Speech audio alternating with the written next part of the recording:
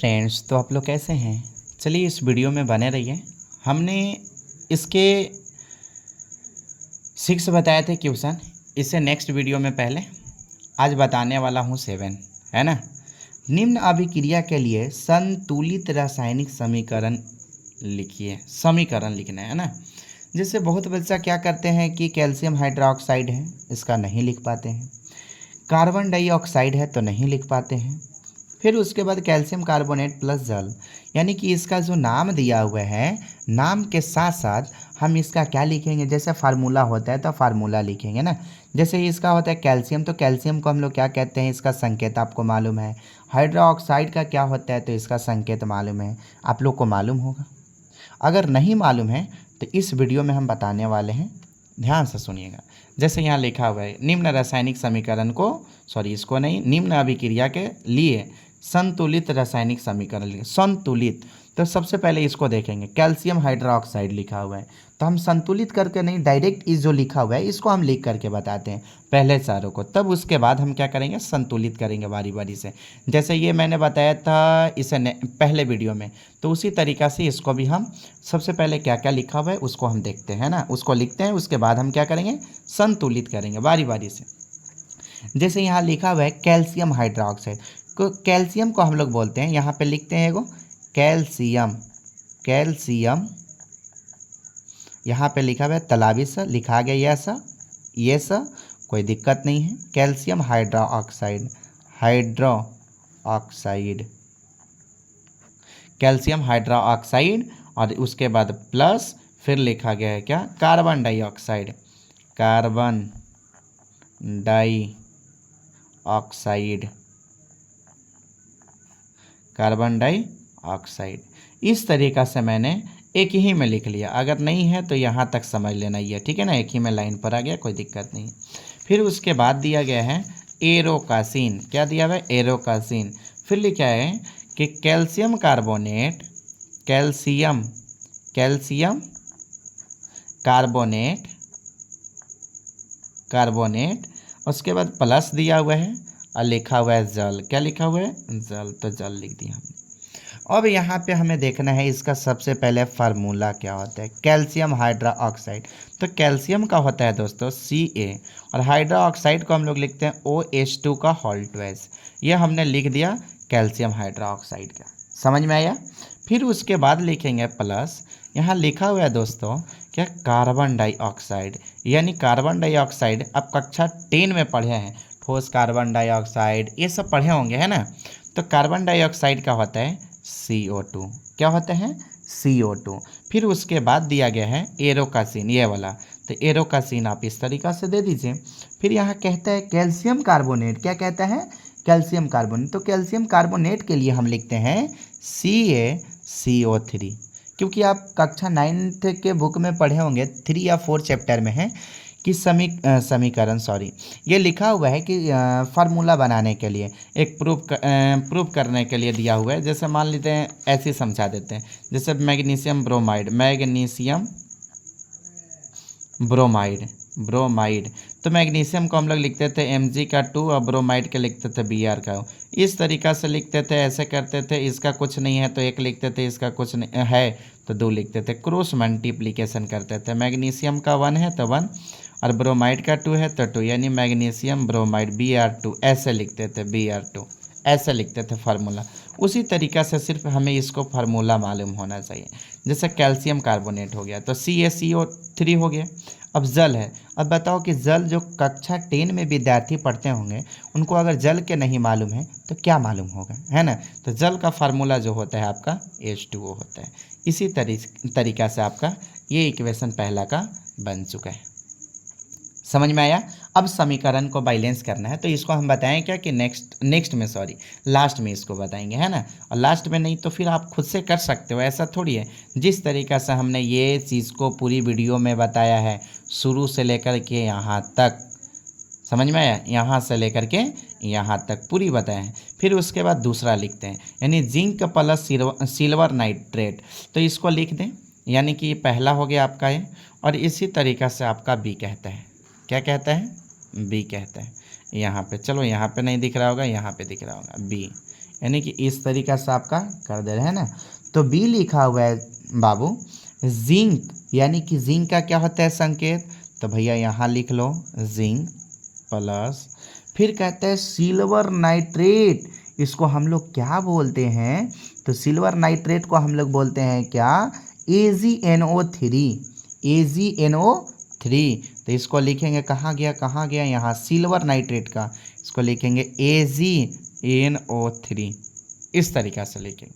फिर कहता है सिल्वर नाइट्रेट के बाद ये एरो का चिन्ह दे दीजिए, तो एरो का हमने क्या किया, चिन्ह दे दिया। चिन्ह देने के बाद कहता है कि यहाँ पे फिर से लिखिए आप जिंक नाइट्रेट, तो यहाँ पे अभी हम लिखे थे जिंक नाइट्रेट, जिंक नाइट्रेट का दोस्तों फार्मूला होता है आपका Zn, और फिर उसके बाद लिखेंगे NO3 का होल 12। समझ में आया। अब इसके बाद जो लिखेंगे प्लस देंगे, अब इसके बाद कहता है सिल्वर को लगा कॉपर है, तो सिल्वर का आपका हो जाएगा, जानते हैं सिल्वर का क्या होता है, A और G होता है सिल्वर का। इसी तरीक़ा से आपका दूसरा इक्वेशन बन गया। फिर तीसरा इक्वेशन है, तो तीसरा के लिखेंगे हम लोग C, क्या लिखेंगे, C लिखेंगे। तो C जो आपका हो जाएगा, और थोड़ा सा ऊपर कर लीजिए, दिखाई दे रहा होगा, नहीं भी दे रहा होगा तो आप लोग समझ जाइएगा, बड़ी मुश्किल से वीडियो बना रहे हैं, है ना। ये आपका C हो जाएगा। तो C आपका दिया एल्यूमिनियम, तो एल्यूमिनियम का आप संकेत जानते होंगे, एल्यूमिनियम का आप दे दीजिए Al होता है ना। फिर उसके बाद क्या हो जाएगा कॉपर क्लोराइड, तो क्लोराइड के हम लोग बताए हैं क्या Cl2, और कॉपर के आप जानते होंगे, तो यानी CuCl2 हो जाएगा, कॉपर का हो जाएगा ना, कॉपर क्लोराइड का CuCl2 हो जाएगा। अब फिर एरो का सीन देंगे, एरो का सीन दे दिए।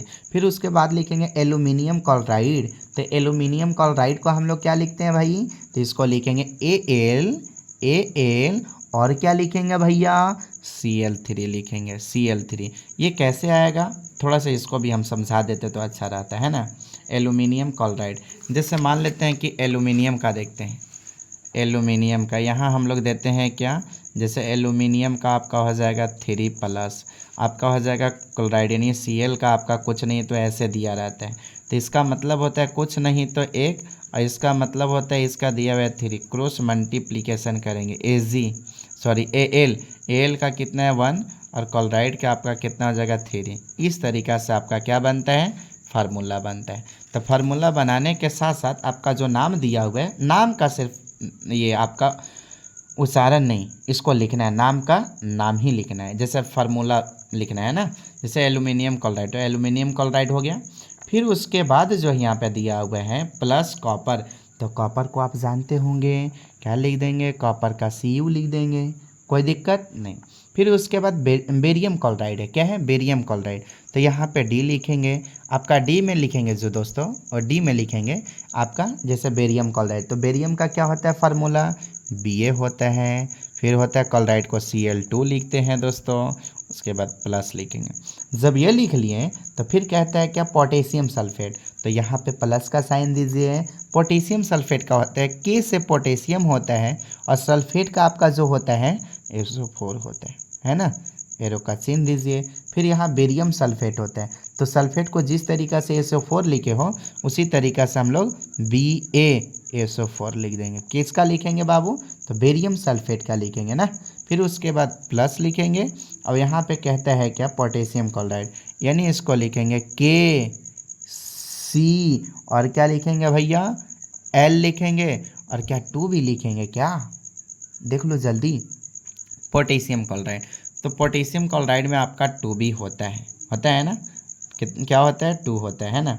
अब इसको देखेंगे क्या, क्या करेंगे समीकरण को, यहाँ पे 2 नहीं होगा, यहाँ पे 2 नहीं होगा, क्योंकि हमने देखा क्या कि पोटेशियम का जो होता है, यहाँ पे थोड़ा सा देख लेते हैं, पोटेशियम का आपका चार्ज कितना होता है 1, क्योंकि आप जानते हैं पोटेशियम का 19 होता है, क्या होता है 19 परमाणु संख्या, 2 अब 8 10, 10 8 18 19 1 होता है, यानी कि 1 या प्लस में हो गया, ठीक है ना। और क्लोरीन का आपका जो होता है ये तो चार्ज घटता है, यानी कि क्लोरीन का आपका हो गया 17, कितना 17, तो इसको निकालेंगे 2 अब 8 10 और 7 17, 1 पूरा करके 8, यानी ये घट रहा है, तो 1 क्या हो जाएगा माइनस में, यहाँ माइनस।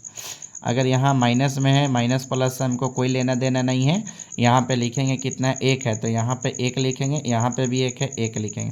क्रॉस मल्टीप्लिकेशन करेंगे, तो क्रॉस मल्टीप्लिकेशन जब करेंगे तो यहाँ देखेंगे पोटेशियम का एक और Cl का भी कितना है भैया, एक है, तो लिखेंगे Cl का 1। इसको हम लिख सकते हैं KCl, यानी कि आपका KCl होगा, न कि यहाँ 2 होगा। ये संतुलित करने के लिए हम यहाँ पे देख रहे थे तो यहाँ 2 लिख दिया है ना। तो अब चलिए बारी बारी से संतुलित भी करना है। तो संतुलित करने के लिए आपको कुछ नहीं करना है। चलिए यहाँ लास्ट वाला को थोड़ा सा देख लेते हैं संतुलित करके, भैया ये संतुलित है कि नहीं।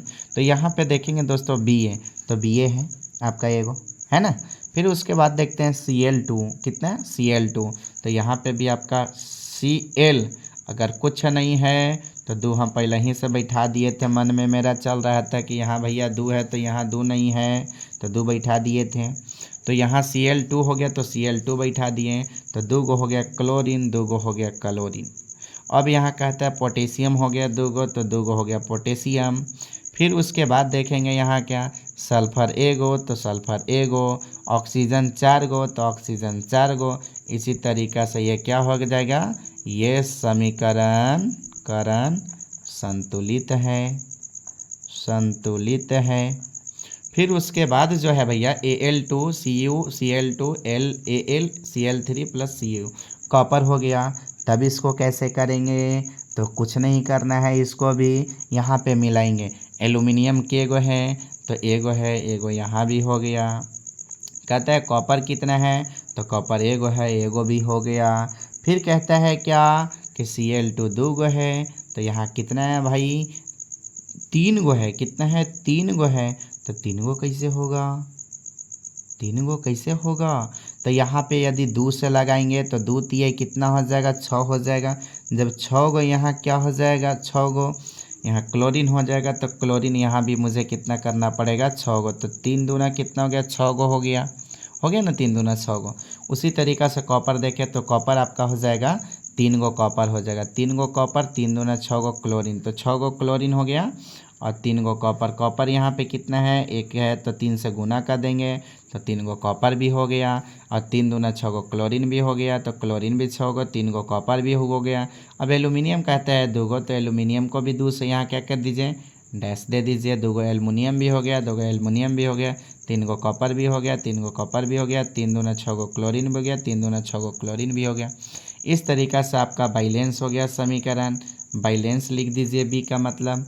उसी प्रकार से जिंक है, Ag है, NO3 इस तरीक़े से दिया हुआ है। तो आप लोग इसको ज़रा कमेंट में बताइएगा ना कि इसका कैसे होगा, यानी Zn क्या लिखेंगे, Zn plus AgNO3 into ZnNO3 whole two plus Ag। इसका आप लोग क्या कीजिएगा, समीकरण को संतुलित कीजिए, समीकरण को संतुलित करें, संतुलित करें। समझ में आया दोस्तों। इस तरीक़े से अगर वीडियो अच्छा लगे तो लाइक और सब्सक्राइब करना ना भूलें। बारी बारी से ऐसी वीडियो जाएगा आपके यहाँ, और तैयारी करना ना भूलें। बहुत अच्छा झारखंड ऑनलाइन क्लासेज में तैयारी कराई जाएगी। थैंक यू मेरे दोस्त, लव यू दोस्तों। और कल से आपका 10 बजे तक लाइव क्लास भी चलेगा यहीं इसी पर नीचे से, है ना, वीडियो बना करके। थैंक यू मेरे दोस्त।